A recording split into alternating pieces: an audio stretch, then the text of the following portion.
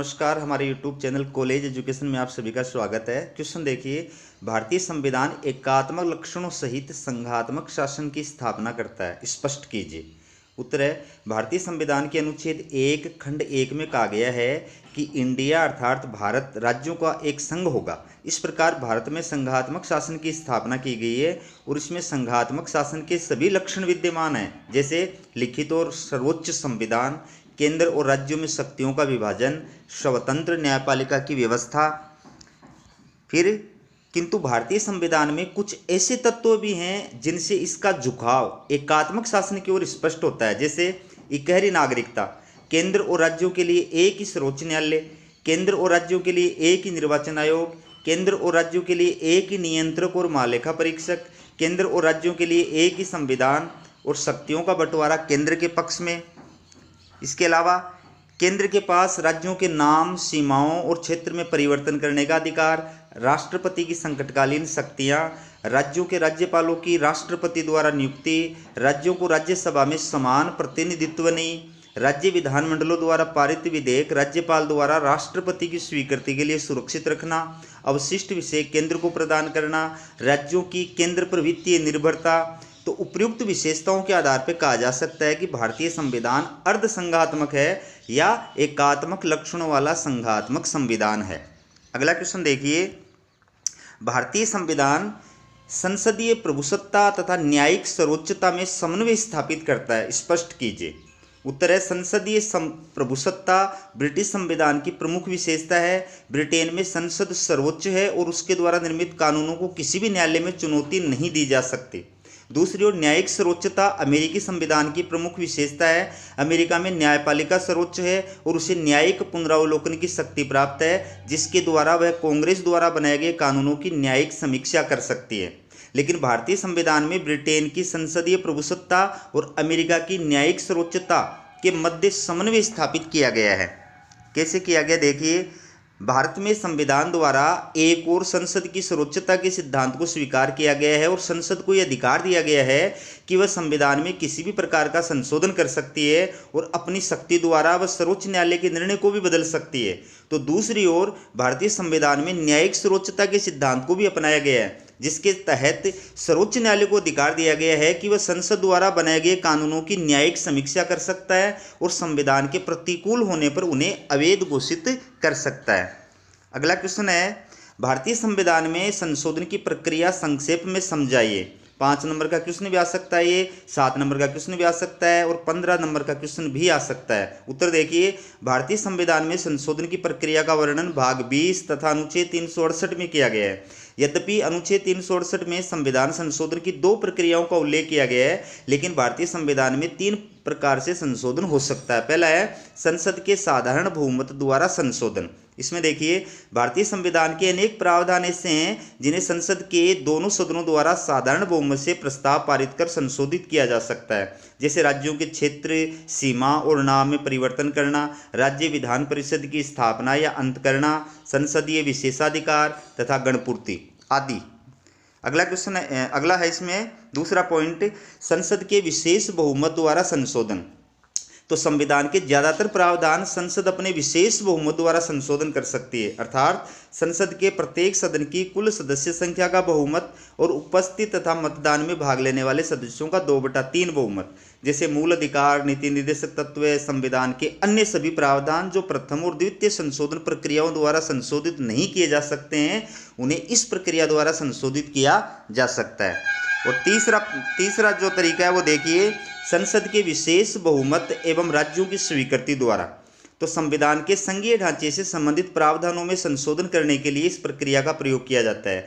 इसके तहत संशोधन करने के लिए संसद के विशेष बहुमत, विशिष्ट बहुमत या विशेष बहुमत के साथ साथ उस संविधान संशोधन विधेयक की भारत के कम से कम 1/2 राज्यों द्वारा स्वीकृति आवश्यक है।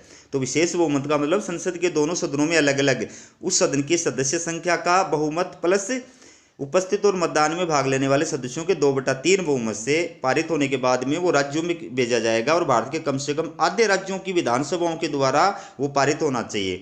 तो इसमें देखिए राष्ट्रपति का निर्वाचन, राष्ट्रपति की निर्वाचन पद्धति, संघ की और राज्यों की कार्यपालिका शक्ति का विस्तार, सर्वोच्च न्यायालय, उच्च न्यायालय, संघ तथा राज्य में विधायी संबंध, संसद में राज्यों का प्रतिनिधित्व आदि इसी प्रक्रिया द्वारा संशोधित किए जा सकते हैं। अगला क्वेश्चन है संविधान की मूल संरचना या मूल ढांचा। उत्तर है संविधान के मूल ढांचे की धारणा से आशय है कि संविधान के वे प्रावधान और व्यवस्थाएं जिनमें संशोधन परिवर्तन करने से संविधान का मूल स्वरूप ही परिवर्तित हो जाता है। तो संविधान के मूल ढांचे की धारणा का प्रतिपादन सर्वोच्च न्यायालय द्वारा केशवानंद भारती बनाम केरल राज्यवाद 1973 में किया गया था। केशवानंद भारती में निर्णय देते हुए सर्वोच्च न्यायालय ने कहा था कि संसद यद्यपि मूल अधिकारों सहित संविधान के किसी भी भाग में संशोधन परिवर्तन कर सकती है, लेकिन वह संविधान के मूल ढांचे को नष्ट नहीं कर सकती। तो मूल ढांचे में क्या क्या शामिल किया, देखिए संविधान के मूल ढांचे में निम्न तत्वों को शामिल किया जा सकता है। भारतीय संविधान की सर्वोच्चता, पंथ निरपेक्षता, राष्ट्र की एकता और अखंडता, संसदीय शासन प्रणाली, मूल अधिकार तथा नीति निर्देशक तत्व, कानून का शासन, संविधान का संघीय स्वरूप, स्वतंत्र एवं निष्पक्ष चुनाव आयोग, न्यायपालिका की स्वतंत्रता, न्यायिक समीक्षा। इसके अलावा भी सर्वोच्च न्यायालय द्वारा समय समय पर दिए गए निर्णयों के अंतर्गत और भी कई सारे तत्वों को इसमें शामिल किया गया है। अगला क्वेश्चन है नीति आयोग। तो नीति आयोग एक गैर संवैधानिक और गैर वैधानिक संस्था है जिसकी स्थापना 1 जनवरी 2015 को योजना आयोग के स्थान पर की गई थी। गैर संवैधानिक का मतलब होता है जिसका उल्लेख संविधान में नहीं किया गया हो, और गैर वैधानिक का मतलब होता है कि जिसका निर्माण संसद के द्वारा अधिनियम बना करके नहीं किया गया हो। ठीक है, तो नीति आयोग का अध्यक्ष प्रधानमंत्री होता है तथा इसके उपाध्यक्ष की नियुक्ति प्रधानमंत्री द्वारा की जाती है। इसकी एक गवर्निंग काउंसिल होती है जिसमें सभी राज्यों के मुख्यमंत्री, विधानसभा वाले केंद्र शासित राज्यों के मुख्यमंत्री तथा अन्य केंद्र शासित राज्यों के उपराज्यपाल सदस्य होते हैं। अगला क्वेश्चन है सर्वोच्च न्यायालय को अभिलेख न्यायालय क्यों कहा जाता है। बहुत इंपॉर्टेंट क्वेश्चन है। भारतीय संविधान के अनुच्छेद 129 के तहत सर्वोच्च न्यायालय को अभिलेख न्यायालय का स्थान प्रदान किया गया है। इसका आशय है कि नंबर 1, सर्वोच्च न्यायालय द्वारा दिए गए निर्णय भारत की सभी अदालतों में साक्ष्य के रूप में स्वीकार किए जाएंगे। दूसरा, सर्वोच्च न्यायालय के द्वारा न्यायालय अवमानना के लिए दंडित किया जा सकता है।